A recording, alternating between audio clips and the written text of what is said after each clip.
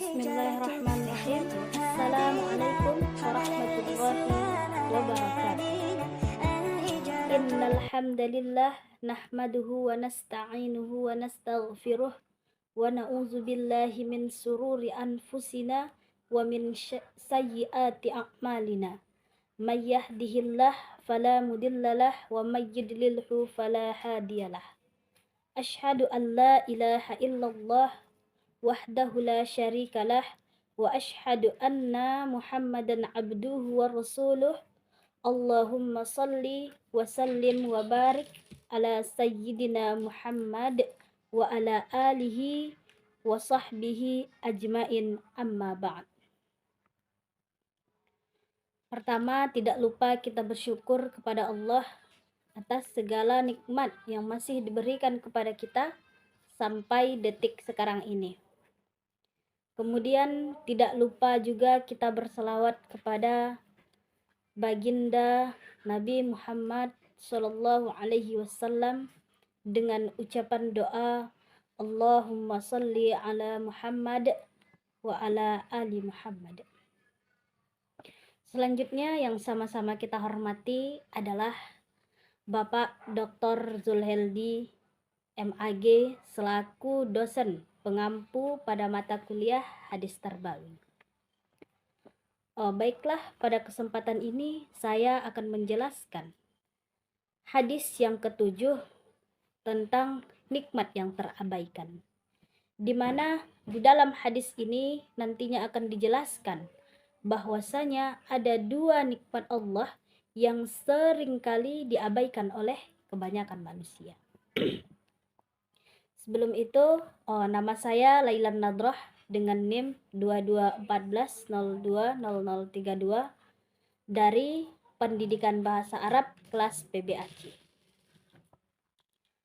Baiklah, saya akan membacakan hadisnya. Bismillahirrahmanirrahim. An Ibni Abbasin radhiyallahu anhuma qala qala an-nabi sallallahu alaihi wasallam ni'matani maghbunun fihima katsirum minan nas as-sihhatu wal faraghu rawahul Bukhari wa Tirmizi wa Ahmad wa Darimi. Artinya, dari Ibnu Abbas radhiyallahu anhuma, semoga Allah meridhai keduanya, telah berkata, Nabi Shallallahu Alaihi Wasallam telah bersabda, ada dua nikmat yang dilalaikan atau diabaikan oleh kebanyakan manusia pada keduanya, yakni kesehatan dan kesempatan. Hadis riwayat Bukhari, At-Tirmizi, Ahmad, dan Ad-Darimi. Alhamdulillah, saya sudah membacakan hadis dan artinya. Selanjutnya, kita akan artikan secara perkata. An Ibni Abbas, hadis dari Ibnu Abbas radhiyallahu anhuma, semoga Allah meridhai keduanya, qala, dia berkata, qala Nabi, telah bersabda Nabi sallallahu alaihi wasallam, ni'matani, dua nikmat, maghbunun, yang disia-siakan, yang diabaikan, fihima, pada keduanya, katsirun, kebanyakan, minan nas, dari manusia, as-sihhatu, yaitu kesehatan, wal faraghu, dan kesempatan. Rawahul Bukhari wa Tirmizi wa Ahmad wa Ad-Darimi. Hadis riwayat Bukhari, Tirmizi, Ahmad, dan Ad-Darimi. Selanjutnya yang akan kita bahas adalah tentang isi kandungan hadis. Nah, hadis ini menjelaskan tentang dua nikmat Allah Subhanahu wa ta'ala yang kebanyakan manusia tidak menggunakan dengan sebaik-baiknya, bahkan menyia-nyiakannya, melupakannya, melalaikannya, mengabaikannya, dan menelantarkannya. Apa dua nikmat yang Allah katakan tersebut? Yakni kesehatan dan kesempatan atau waktu. Nah, di dalam hadis ini Nabi Shallallahu Alaihi Wasallam menjelaskan bahwasanya kebanyakan manusia itu menyia-nyiakan nikmat yang sangat berharga yang telah Allah berikan kepada manusia. Nah, di samping itu Nabi Muhammad juga mengajak kita agar apa? Agar kita menggunakan nikmat yang telah diberikan itu sebaik-baiknya. Nah, di dalam hadis ini Nabi Muhammad mencela orang-orang yang mengabaikan kedua nikmat tersebut. Orang-orang yang banyak mengabaikan nikmat sehat dan sempat yang ada pada dirinya, yang selanjutnya akan mendatangkan penyesalan pada dirinya. Orang-orang tidak merasa, kebanyakan orang-orang ini tidak merasakan bahwa dua hal itu adalah nikmat yang sangat berharga yang telah diberikan oleh Allah Subhanahu wa Ta'ala. Misalnya saja, kebanyakan orang seringkali tidak menggunakan waktu sehatnya dan waktu luangnya untuk beribadah kepada Allah Subhanahu wa Ta'ala. Dalam hadis ini dikatakan bahwa banyak atau kebanyakan dari manusia itu menyia-nyiakan nikmat yang telah diberikan Allah, yaitu nikmat sehat dan sempat. Kenapa demikian? Kenapa banyak manusia yang melupakannya? Karena sifat atau karakter manusia itu yang suka meniru, suka ikut-ikutan. Nampak si A tidak menggunakan kesehatan dan kesempatan, si B, si C, si D, sampai seterusnya mereka mengikuti. Akhirnya banyak manusia ini yang melakukan hal-hal yang sama, hal-hal yang tidak baik, yaitu mengabaikan nikmat Allah. Yang seharusnya apa? Seharusnya nikmat tadi kita manfaatkan, kita pergunakan dengan sebaik-baiknya. Nah, kita bahas satu persatu tentang nikmat yang dijelaskan Nabi di dalam hadis ini. Yang pertama yaitu kesehatan.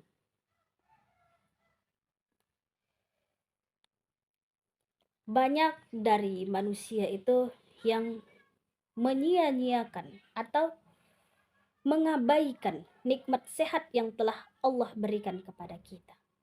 Tidak dia pergunakan dengan sebaik-baiknya. Tidak dia pergunakan untuk dalam hal perbuatan baik. Dia tidak menggunakannya untuk beramal soleh. Tidak mempersiapkan segala sesuatu yang harus dipergunakan di masa yang akan datang.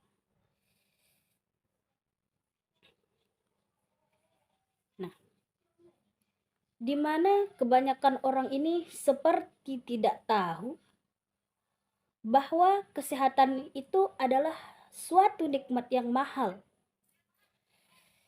Tidak digunakan pada tempatnya, hanya disia-siakan saja.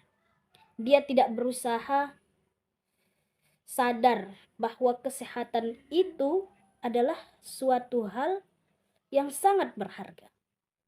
Coba saja kita bayangkan, ketika kita misal dalam keadaan sakit di rumah sakit, nah itu akan membutuhkan pengobatan yang sangat mahal.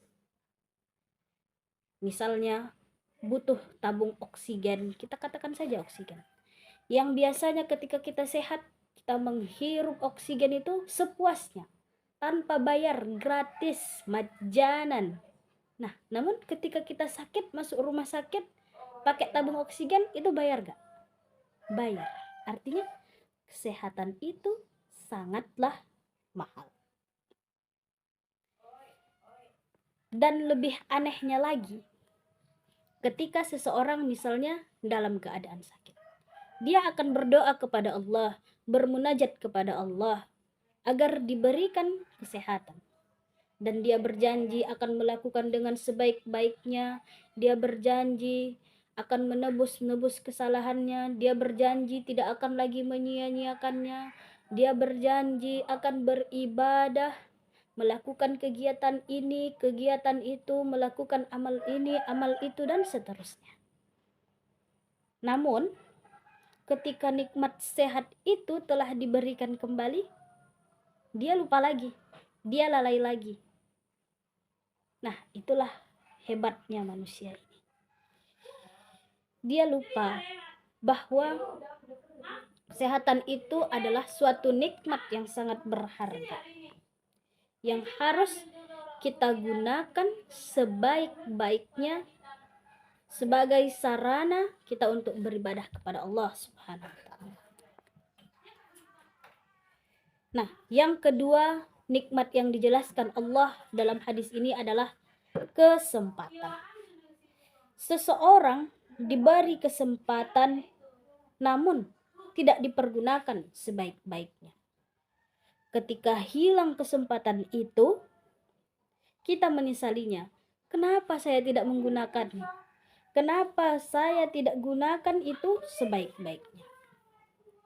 Sebagai contoh, kita mahasiswa, ketika di semester-semester awal kita banyak waktu luang, kita banyak kesempatan untuk belajar di perpustakaan, membaca buku di perpustakaan, untuk menambah wawasan pengetahuan kita. Agar apa? Agar perbendaharaan pengetahuan kita itu bertambah, sehingga akan memudahkan kita pada semester-semester berikutnya. Namun, apa yang terjadi? Yang terjadi adalah penyesalan ketika kita sudah berada di semester akhir, sudah sibuk skripsian, namun pengetahuan kita masih kurang, pengetahuan kita masih dangkal. Andai ya Allah, dulu waktu aku semester 1, semester 2 rajin ke perpustakaan, rajin baca buku, rajin baca skripsi orang, pasti nggak sesulit ini ya Allah. Nah, itu yang kita katakan pada akhirnya, yang artinya penyesalan itu selalu berada di akhir. Nah, jadi kita harus mempergunakan kesempatan yang sudah ada dengan sebaik-baiknya. Jangan kita sia-siakan kesempatan itu. Nah,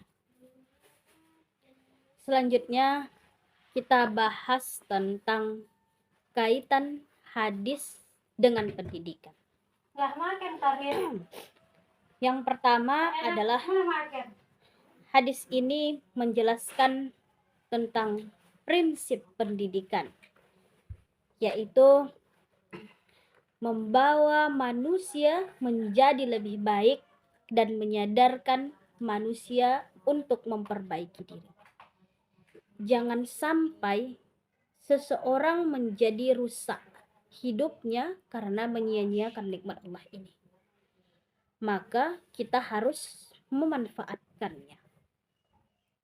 Prinsip pendidikan yang dimaksud di sini adalah bagaimana seseorang itu berakhlak kepada dirinya sendiri dan dia menggunakan segala pemberian Allah itu dengan berbuat baik kepada dirinya sebagai sarana untuk beribadah mendekatkan diri kepada Allah Subhanahu wa Ta'ala.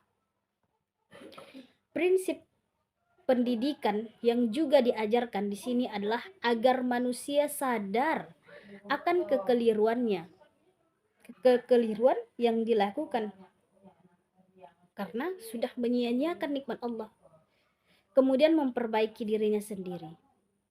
Disinilah manusia diingatkan kembali melalui hadis ini. Nah, yang kedua yang diajarkan di hadis ini adalah juga pendidikan disiplin, di mana disiplin waktu dengan baik agar kehidupan kita lebih teratur. Kita tingkatkan disiplin diri kita. Jangan kita menunda-nunda waktu. Ketika hari ini memang ada waktu luang, kita kerjakan. Jangan kita tumpuk untuk hari esok, sehingga akan menyulitkan kita dalam mengerjakannya.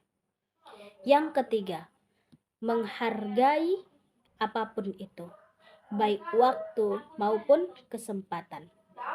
Karena kita ketahui bahwa nikmat ini tidak semua orang dapat. Kita lihat orang di rumah sakit. Artinya apa? Mereka tidak mendapatkan nikmat sehat.